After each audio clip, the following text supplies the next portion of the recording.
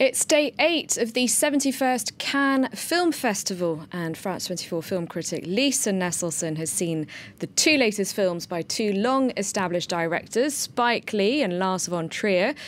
Lisa, good to see you. Let's start now with Spike Lee's Blackkklansman, set in the early 1970s and based on a true story. Tell us more.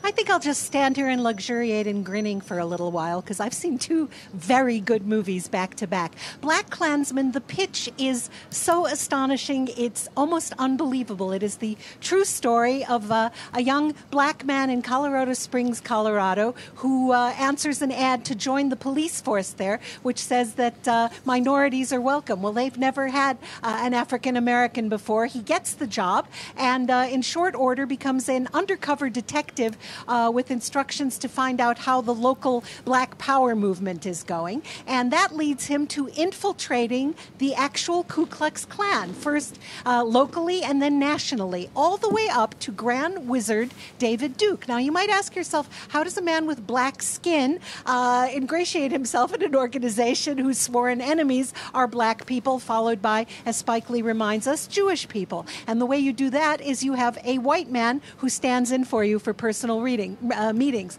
and that man is played by Adam Driver. So it's a fascinating, true undercover story of fooling people. It's set in the 1970s, so before cell phones, before internet research, when this sort of thing was perhaps easier to pull off, but it's still astonishing. I believe we have a clip in which our man Ron is putting on his best white person voice to speak to the head of the Ku Klux Klan, David Duke. Let's watch.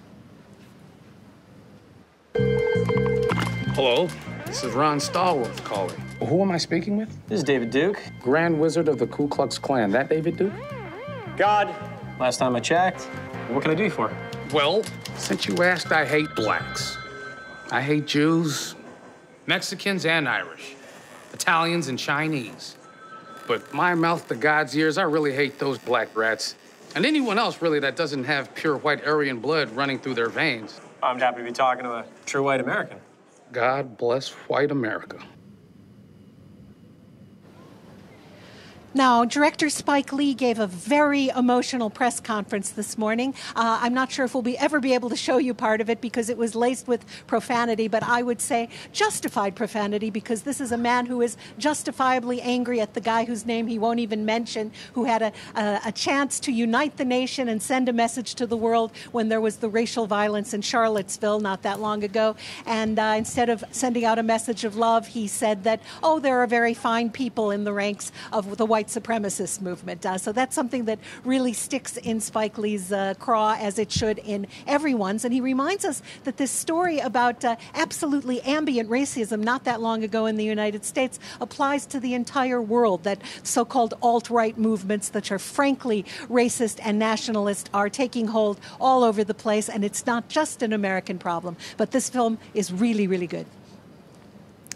Lisa, back after some unfortunate remarks got him into hot water at the festival 7 years ago is Danish author Lars Von Trier with The House That Jack Built, starring Matt Dillon as a serial killer, also in the 1970s. Presumably, Von Trier has an original take on his subject?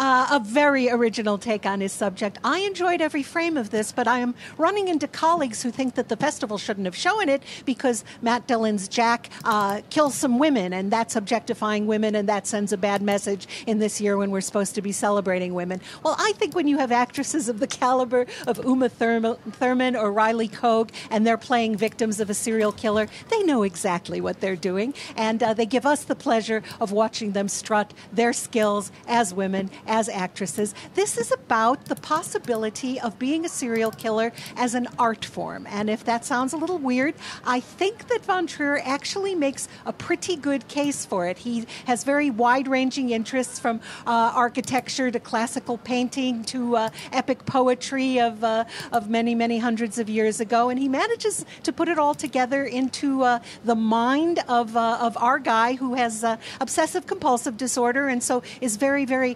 finicky about cleaning up after himself after he kills someone with let us say, increasingly violent but imaginative and communicative methods. I think we have a clip of Jack out on the road, and he picks up Uma Thurman, who unfortunately has a flat tire, and her jack has broken. And let's just take a look. In our controlled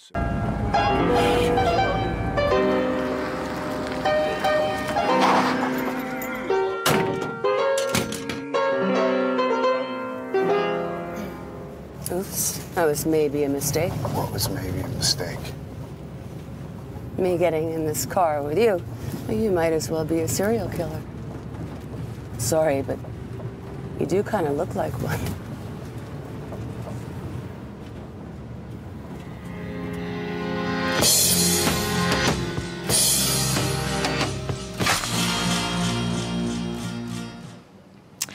Now, Lisa, tonight should see the international release of the latest episode in the Star Wars saga, and this time fans are especially excited as the movie will focus on everybody's favourite galactic gunslinger, Han Solo.